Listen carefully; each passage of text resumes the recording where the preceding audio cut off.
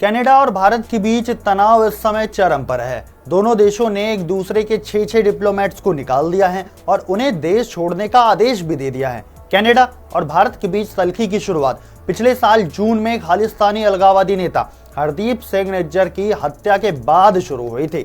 हरदीप सिंह निज्जर की कनाडा के British Columbia में एक गुरुद्वारे के बाहर गोली मार के हत्या कर दी गई थी।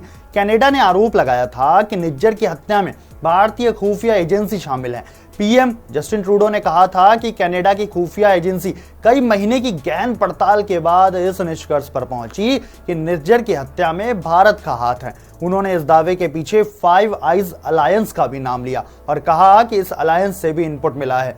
तो आखिर क्या है फाइव आइज अलायंस, जिसने कनाडा को यह इनपुट दिया और फिर पूरे विवाद की शुरुआत हुई? जैसा नाम से ही साफ है कि फाइव आइज यानी कि 5 देशों का एक संगठन है जो एक दूसरे के साथ खुफिया इनपुट को शेयर करता है और कई मामलों में एक साथ मिलकर भी काम करता है। इस अलायंस में अमेरिका, ब्रिटेन, ऑस्ट्रेलिया, न्यूजीलैंड और कनाडा शामिल हैं। फाइव आइज को दुनिया का सबसे ताकतवर इंटेलिजेंस नेटवर्क भी करार दिया जाता है, जिसमें सभी देशों के सबसे बेहतरीन खुफिया लोग काम करते हैं। फाइव आइज अलायंस की शुरुआत वर्ल्ड वॉर 2 के समय हुई थी। सेकेंड वर्ल्ड वॉर में जब अलाइड फोर्सेस जर्मनी और जापान के जासूसों से तंग आ गई तो उन्होंने इसका रास्ता ढूंढना शुरू किया। अलाइड फोर्सेस में शामिल ब्रिटेन और अमेरिका ने तय किया कि दोनों देशों की खुफिया एजेंसियां साथ में मिलकर काम करेंगी। 1943 में अमेरिका के वॉर डिपार्टमेंट और ब्रिटेन की एजेंसी के बीच एक समझौता हुआ, जिसे ब्रूसा यानी कि ब्रिटेन यूएसए एग्रीमेंट के नाम से जाना जाता है। इस एग्रीमेंट के बाद दोनों देशों ने एक दूसरे के साथ इंटेलिजेंस इनपुट साझा करना शुरू किया। इस तरह वो जर्मन और जापान का नेटवर्क तोड़ने में कामयाब रही।